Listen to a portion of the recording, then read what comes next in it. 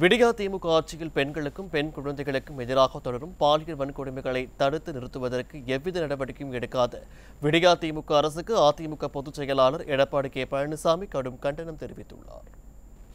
அதிமுக பொதுச் செயலாளர் எடப்பாடி கே பழனிசாமி வெளியிட்டுள்ள அறிக்கையில், ஸ்டாலின் தலைமையிலான விடியா திமுக அரசு பொறுப்பேற்றது முதலே பெண்களுக்கு எதிரான வன்கொடுமைகள் தொடர்கதையாகிவிட்டதாகவும், பெண்களுக்கான பாதுகாப்பான மாநிலமாக திகழ்ந்த தமிழ்நாட்டில் பெண்கள் வெளியில் நடமாடவே அச்சப்படும் அளவிற்கு விடியா திமுக ஆட்சியில் சட்டம் ஒழுங்கு அடியோடு சீர்கெட்டுள்ளதாகவும் குறிப்பிட்டுள்ளார்.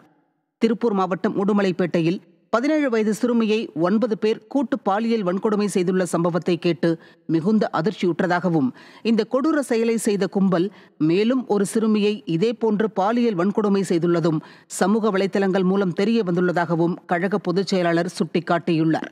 விடிய ஆட்சியில் நடைபெற்று வரும் சட்டம் ஒழுங்கு சீர்கேடுகளையும் போதைப்பொருள் புழக்கத்தால் நடைபெறும் குற்ற செயல்களையும் தான் தொடர்ச்சியாக சுட்டிக்காட்டி வந்ததாக குறிப்பிட்டுள்ள கழக பொதுச் செயலாளர், சிறார்கள், இளைஞர்கள் போதையின் பிடியில் சிக்கி குற்ற செயல்களில் ஈடுபடுவது அதிகரித்த வண்ணமே இருக்கின்றதாகவும் குற்றம் சாட்டியுள்ளார்.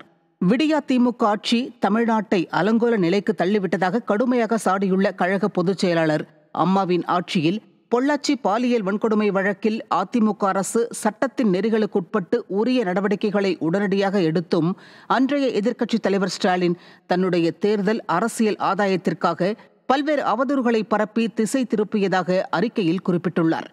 அன்று தன்னை பெண்களின் பாதுகாவலராக அறிவித்து முழங்கிய ஸ்டாலின், தற்போது முதலமைச்சராக இருக்கும் விடியா திமுக ஆட்சியில் தொடர்ச்சியாக நடைபெறும் பெண்களுக்கு எதிரான குற்றங்களை தடுத்து நிறுத்த எவ்வித நடவடிக்கையும் எடுக்காமல் இருப்பதற்கு கழக பொதுச் செயலாளர் கடும் கண்டனம் தெரிவித்துள்ளார். பெண்களுக்கும் பெண் குழந்தைகளுக்கும் எதிராக நடக்கும் பாலியல் வன்கொடுமைகளை தடுத்து நிறுத்த தவறிய விடியா திமுக அரசை எதிர்க்கட்சித் தலைவர் என்ற முறையில் மட்டுமல்லாமல் ஒரு தந்தை என்கிற அக்கறையுடனே கண்டிப்பதாகவும் குறிப்பிட்டுள்ளார். உடுமலைப்பேட்டை பாலியல் வழக்கில் தொடர்புடைய குற்றவாளிகளுக்கு கடும் தண்டனையை பெற்றுத்தர வேண்டும் என்றும் கழக பொதுச் செயலாளரும் எதிர்க்கட்சித் தலைவருமான எடப்பாடி கே பழனிசாமி வலியுறுத்தியுள்ளார்.